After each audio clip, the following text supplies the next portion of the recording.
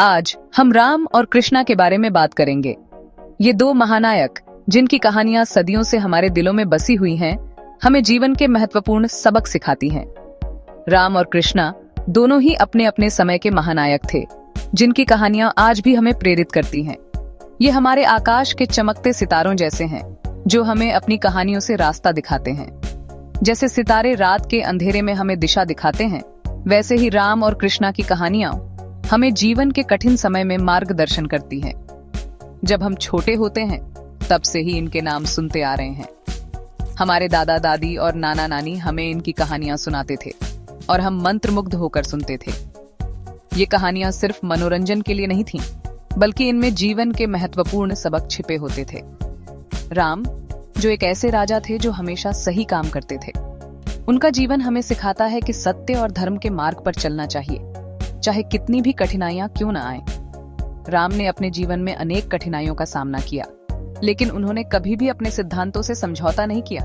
और कृष्णा, वो नटखट बालक जो बड़ा होकर एक ज्ञानी राजा बना। कृष्णा की कहानियां हमें सिखाती हैं कि जीवन में मस्ती और ज्ञान दोनों का संतुलन होना चाहिए। उन्होंने अपने जीवन में अनेक चमत्कार किए और लोगों की मदद की। उनकी बाल लीलाएं हमें हंसाती हैं और उनके उपदेश हमें जीवन का सही मार्ग दिखाते हैं। इनकी कहानियां जादू जैसी हैं। हर कहानी में एक नया मोड़, एक नया चमत्कार होता है जो हमें अचंभित कर देता है। ये कहानियां हमें एक अलग ही दुनिया में ले जाती हैं, जहां सब कुछ संभव है। ये हमें अच्छा बनना, बहादुर बनना और हमेशा सही के लिए लड़ना सिखाती हैं। राम और कृष्णा की कहानियां हमें सिखाती हैं कि हमें हमेशा न्याय के लिए खड़ा होना चाहिए, चाहे परिस्थितियां कितनी भी कठिन क्यों न हो। उनकी बहादुरी और साहस हमें प्रेरित करते हैं। जब भी मुश्किल आती है, हमें राम और कृष्णा याद आते हैं। उनकी कहानियां हमें सिखाती हैं कि कठिनाइयों का सामना कैसे करना चाहिए। जब हम उनके जीवन की कठिनाइयों को देखते हैं, तो हमें अपनी समस्याएं छोटी लगने लगती हैं। उनकी बहादुरी हमें ताकत देती है। राम और कृष्णा की कहानियां हमें सिखाती हैं कि सच्ची ताकत हमारे अंदर होती है। हमें बस उसे पहचानने और उसका सही उपयोग करने की जरूरत है। लेकिन जानते हो क्या, इनके बारे में बहुत सी ऐसी कहानियां हैं जो हमने नहीं सुनी। ये कहानियां गुप्त हैं और इन्हें बहुत कम लोग जानते हैं। ये कहानियां हमें राम और कृष्णा के जीवन के अनजाने पहलुओं से परिचित कराती हैं। गुप्त कहानियां जो एक पीढ़ी से दूसरी पीढ़ी तक फुसफुसाई जाती रही हैं। ये कहानियां हमें हमारे पूर्वजों से मिली हैं और हमें इन्हें संजोकर रखना चाहिए। ये कहानियां हमारे सांस्कृतिक धरोहर का हिस्सा हैं।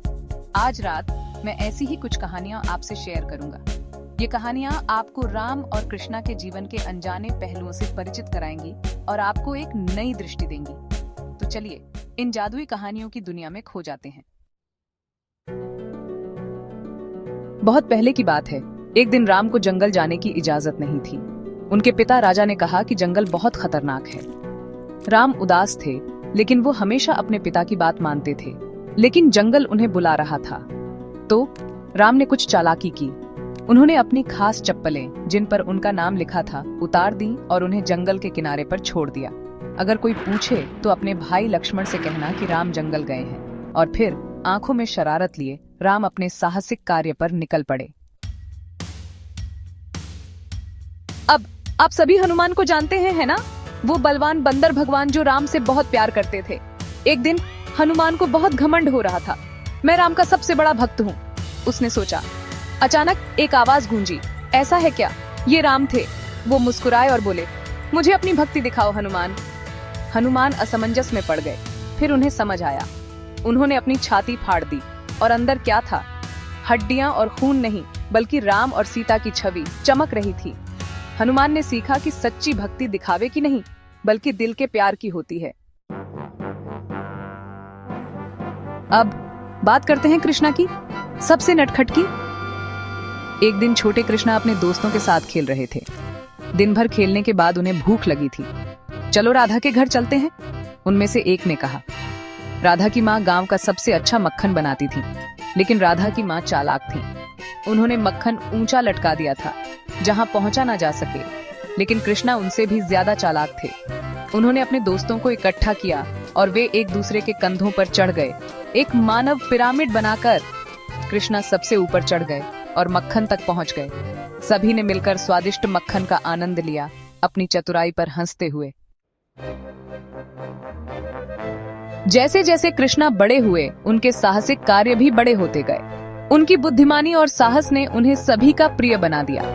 लेकिन हर महान नायक की तरह कृष्णा को भी कई चुनौतियों का सामना करना पड़ा। एक बार एक जादुई मणि थी जिसे स्यमंतक मणि कहा जाता था। यह मणि न केवल अपनी अद्वितीय चमक के लिए प्रसिद्ध थी, बल्कि इसके पास अद्भुत शक्तियां भी थीं। कहा जाता था कि यह मणि अपने मालिक को अपार धन और समृद्धि प्रदान करती थी। यह एक राजा की थी, लेकिन वह चोरी हो गई। राजा बहुत चिंतित था, क्योंकि मणि के बिना राज्य में अशांति फैल गई थी। खजाना खाली हो गया और प्रजा में हाहाकार मच गया। सभी को कृष्णा पर शक था। कृष्णा परेशान थे। लोग उनके खिलाफ बातें करने लगे और उन्हें चोर मानने लगे। कृष्णा के लिए यह बहुत कठिन समय था, क्योंकि उन्होंने कभी भी कुछ गलत नहीं किया था। उन्होंने मणि नहीं चुराई थी, लेकिन वो ये कैसे साबित करते?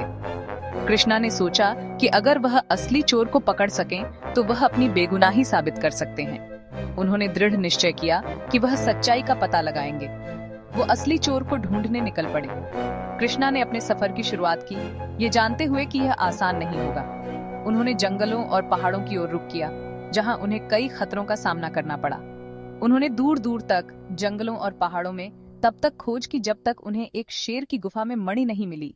यह एक लंबी और कठिन यात्रा थी, लेकिन कृष्णा ने हार नहीं मानी। शेर ने चोर को मार डाला था। शेर की गुफा में मणि को देखकर कृष्णा को समझ में आया कि असली चोर कौन था। शेर ने उस चोर को मार डाला था और मणि को अपनी गुफा में ले आया था। कृष्णा मणि वापस लाए और अपना नाम साफ किया।